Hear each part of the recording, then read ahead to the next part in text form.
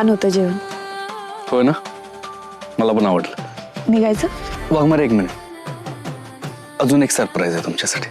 काय? आलोच.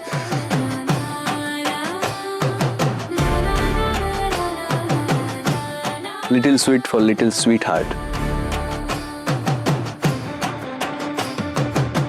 हवा?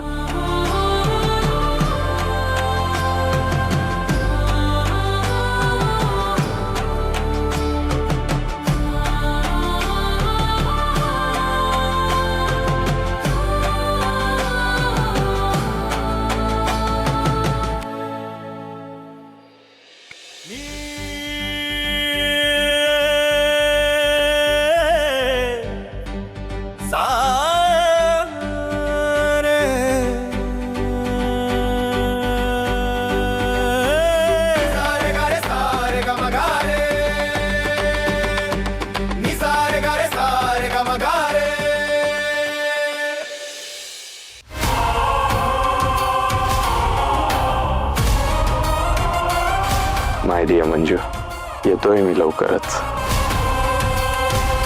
तुझ्या आयुष्यात.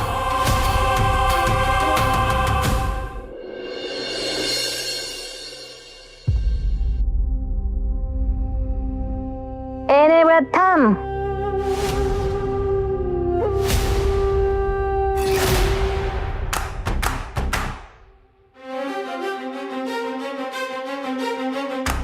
ही किराणा सामानाची यादी. ड्युटीवर येताना सामान घेऊन यायचं.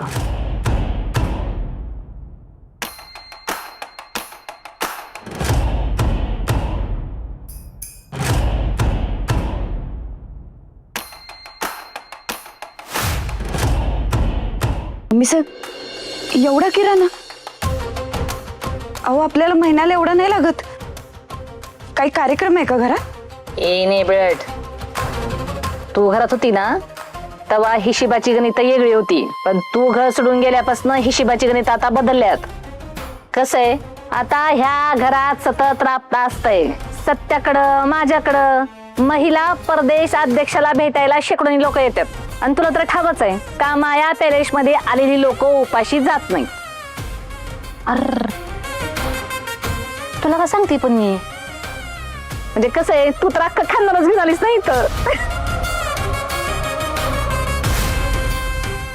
तेव्हा तुला कळच असेल की माया पॅलेस मध्ये उपऱ्यांना पण 4 टाइम घ्यायला मिळतंय ते. मम्मी साहेब, पण काय पण माझ्याकडे आता एवढा किराणा आणण्या इतके पैसे नाहीयेत. जेवढे पैसे होते ते अमृताच्या ट्रीटमेंटवर खर्च केले आणि तुम्हाला या महिन्याचं भाडं पण दिले.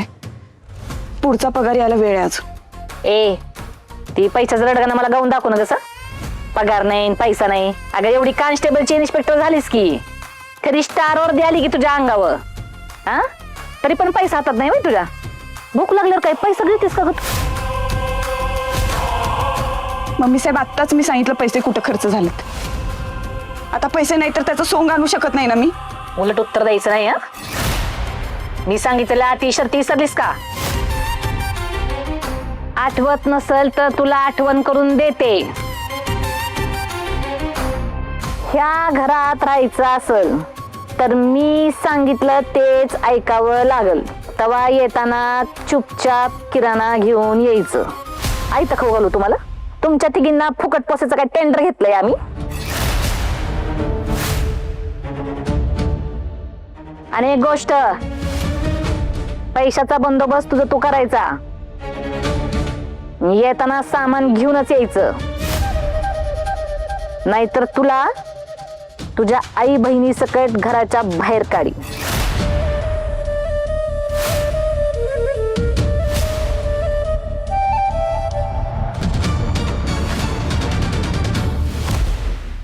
आई, काय गरज होती ग ह्या घरात परत येण्याची? दीदीला मम्मी साहेबांसमोर नमतं घेताना मला किती त्रास झालाय माहितीये का तुला? आतापर्यंत काही चूक नसताना दीदीला मम्मी साहेबांसमोर झुकायला लागले. नाही बघत गाई मला हे सगळं. अगं, या घरात उठता बसता अपमान सहन करत बसण्यापेक्षा ना रस्त्यावर कुठेतरी थंडी गाठ्यात मेलो असतो तर परवडलं असतं. हमरे, असं नको बोल बाळा. हे बघ, तू स्वतःला त्रास करून घेऊ नको. हा, शांत राहा बघूया. अगं कशी शांत राहू आई? सांग ना कशी शांत राहू? अगं आतापर्यंत तू प्रत्येकासमोर नमत आली, झुकत आली, आणि आता दीदीला पण तुझ्याच पावलावर पाऊल ठेवायला सांगतेस का?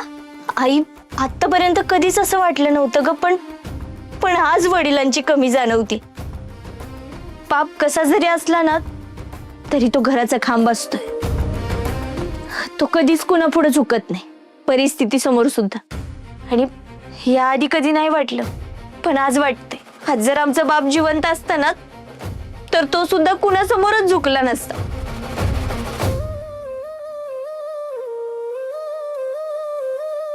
आमरे, नको का असं बोलू, तुझ्या बोलण्याने त्रास होतोय मला.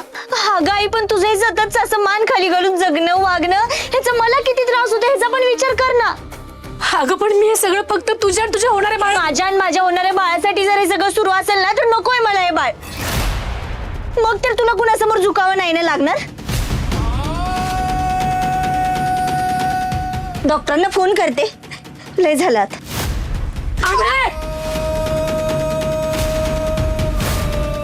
तुम्ही दोघी मला जड झालेलं नाही यात, कळलं? आणि खबरदार पुन्हा बाळ पाडायची गोष्ट केलीस तर.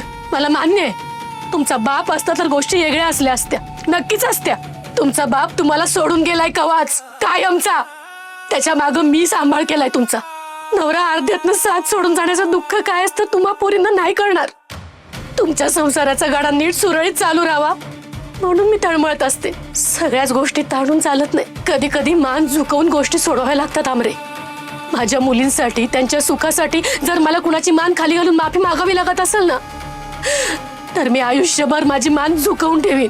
मला बी मन आहे ग, मला दुःख कळतं, भावना कळतात, पण मग काळजावर दगड ठेवून दुःखाचा डोंगर कमी करायचा प्रयत्न करते मी. लक्षात कसं येत नाही तुझ्या? मला नाही वाटत मी जे काय केलं त्यात लाज वाटण्यासारखं काय आहे. मी माझ्या मुलींसाठी झुकले आणि माझ्या लेकींसाठी जीव जरी द्यायला सुद्धा मागं पुढे बघणार नाही मी. आई,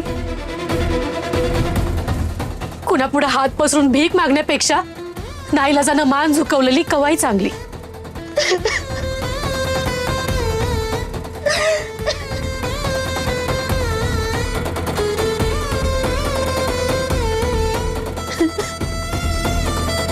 आमरे, तुझा राग कळतोय ग मला, पण दरवेळी आयुष्य एका सरळ रेषेत नसतं ना ग बाळा. ताट उभी असणारी झाडच वादळात सगळ्यात आधी